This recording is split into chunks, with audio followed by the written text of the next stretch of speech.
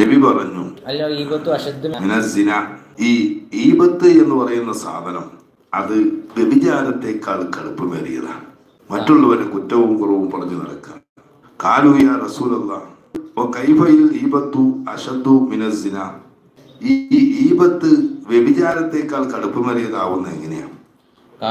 നബി പറഞ്ഞു, എന്നുവെച്ചാൽ ഒരു മനുഷ്യന്റെ എസിനി അവൻ വ്യഭിചരിക്കും, അവൻ തൗബ ചെയ്യും, അവന്റെ മേലെ തൗബ വഫീരിവായത്തിൽ മറ്റൊരു പൊരുണ്ട് പേത്തൂബു, അപ്പോൾ അവൻ തൗബ ചെയ്യും, അള്ളാഹു അവനക്ക് പുറത്തു കൊടുക്കും.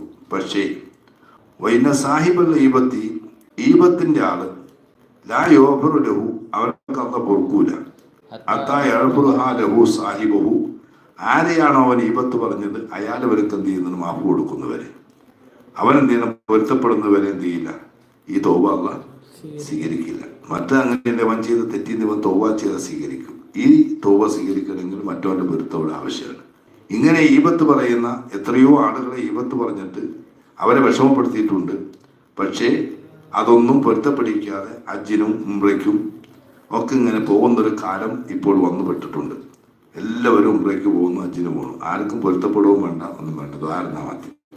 ഞാൻ വല്ലതും പറഞ്ഞിട്ടുണ്ട് ഈ പൊരുത്തപ്പെടണം എന്ന് പറയുന്ന ഒരു പരിപാടിയില്ല. പണ്ട് കാലത്ത് അങ്ങനെയല്ല. പണ്ടൊക്കെ എന്ത് ചെയ്യുന്നുണ്ട്, പത്രത്തിൽ തന്നെ നോക്കിയാൽ കാണുന്നൊരു പരസ്യത്തിൽ അതുണ്ടാവും. ഞാൻ എൻ്റെ പേര് ഇന്നതാണ്, ഇന്ന സ്ഥലത്താണ് ഞാൻ വസിക്കുന്നത്, ഞാൻ ഇങ്ങനെ ഹജ്ജ് ഉംറ ഇങ്ങനെയുള്ള ഒരു കാര്യത്തിന് വേണ്ടി, കർമ്മത്തിന് വേണ്ടി പുറപ്പെടാൻ ഉദ്ദേശിക്കുകയാണ്. ഞാൻ ഓർമ്മയുള്ളവരെയൊക്കെ കണ്ട് പൊരുത്തം ചോദിക്കുകയും ദ്വാരക്കാൻ ആവശ്യപ്പെടുകയും ചെയ്തിട്ടുണ്ട്. എന്നിൽ നിന്നിട്ട് ആർക്കെങ്കിലും എന്തെങ്കിലും വിഷമങ്ങൾ വാക്കാലോ പ്രവർത്തിയാലോ ഉണ്ടായിട്ടുണ്ടെങ്കിൽ അതെല്ലാം എനിക്ക് നിങ്ങൾ പൊരുത്തപ്പെട്ട് തരണം, എൻ്റെ തൗബ അല്ലാഹു സ്വീകരിക്കുന്നതിന് വേണ്ടിയും എൻ്റെ ഹജ്ജും ഉംറയും മഖബൂലാവുന്നതിന് വേണ്ടിയും. സാമ്പത്തികമായ വല്ല ഏർപ്പാടുമുണ്ടെങ്കിൽ അത് ഞാനുമായി ബന്ധപ്പെട്ടോ, അല്ലെങ്കിൽ ഞാൻ എൻ്റെയുമായിട്ട് ബന്ധപ്പെട്ട ആൾക്കാർ ഇന്ന ആള് ഞാൻ ഏൽപ്പിച്ചിട്ടുണ്ട്, അയാളുമായി ബന്ധപ്പെട്ടോ തീർക്കേണ്ടതാണ്. അല്ല, പൊരുത്തപ്പെടാൻ പറ്റുന്ന പൊരുത്തപ്പെടേണ്ടതാണ് എന്നും ഒക്കെ പറഞ്ഞുകൊണ്ട് പത്രത്തിലൊക്കെ പണ്ട് പരസ്യം കാണാം. ഇന്നിപ്പോൾ അങ്ങനെയൊന്നുമില്ല.